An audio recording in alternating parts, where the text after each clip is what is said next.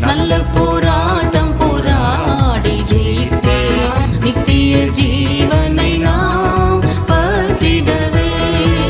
நல்ல போராட்டம் போராடி ஜெயித்தே நித்திய ஜீவனை நாம்